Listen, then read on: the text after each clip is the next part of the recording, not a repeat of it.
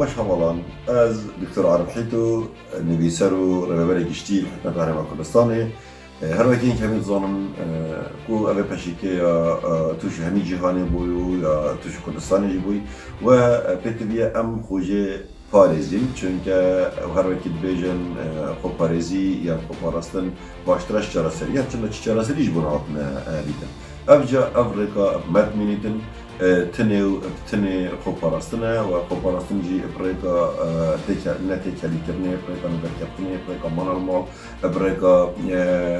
takîrkirina desta û şîştina desta û her wasa neseredankirinê û manat mal ve her wasa manat mal ve ev baştirîn çareseriye an baştirîn xweparastin e ji vê pejî.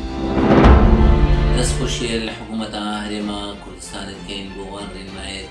وان بەڵافکردین لەسەر خەڵکی خۆی خۆشتوی خەڵکی کوردستانê ئەو ژی ئەم بێت پێگیری وان ڕێنما بکەین و شمالێت خۆ دەرنەکەبین ژبەر ئەو ئێشە کۆرۆنا ئێشەکە کوژەکە ئەگەر ئەم دەرکەبینە ناو بازاری و ناو خەڵکێ و تەجەمەعات چێ بێندێ زەرەرکە مەزن گەهشتەما دشتێکی گەهشتا هەزارادا و پشتینگی چارەسەری نائێتەکردن ئەم دەبێت پێگیری وان ڕێنمایە بکەم شمالێت خۆ دەرناکەبین چەندین ڕۆژە هەتا ئەو بریارەکێ نەدەن و ئێش نەما ئەم شمالێت خۆ دەرناکەبین ژبەر ئەف ئێشە کۆرۆنا ئێشەکە کوژەکە باراستنە وێ ئەتمالێت خۆدا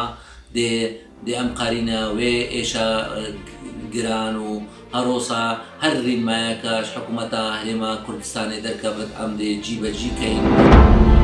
پابەندبوونمان بە ڕێنمایە تەندروستیەکان ئەرکێکی ئاین و ئەخلاقیە من خەدیجە بووبەکر سەرۆکی ڕێکخراوی وای هەژاران بۆ هاوکاری پابەندی ڕێنمایە تەندروستیەکان ئەبووم و لە ماڵەوە ئەمێنمەوە بەمانەوەم لە ماڵەوە ژیانی خۆم و ئەزیزان و تەواوی خەڵکە پارێزم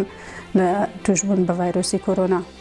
بۆیە داوا و تکایەکی خوشکانە لە مولایەکەکەم داوا لە خزمان و لە هاوڕێیان و لە دۆست و ئەزیزان لا شوێنەکان لە ناو لە دەرەوەی کوردستان لە ماڵەوە بمێننەوە بە پابەندبوونمان بە ڕێنمایە تەندروستیەکان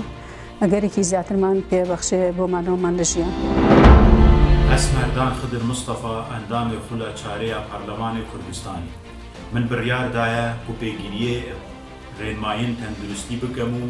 ئەز و خێزانە خۆ الماڵ بمینین و دەرنەکەوین.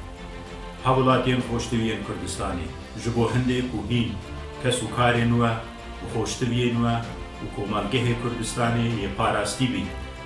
û yê dîr bî ji vayrôsa koronayê daxwazên we hemiya dikem ku pêgiriyê rênmayên tenduristî bikin û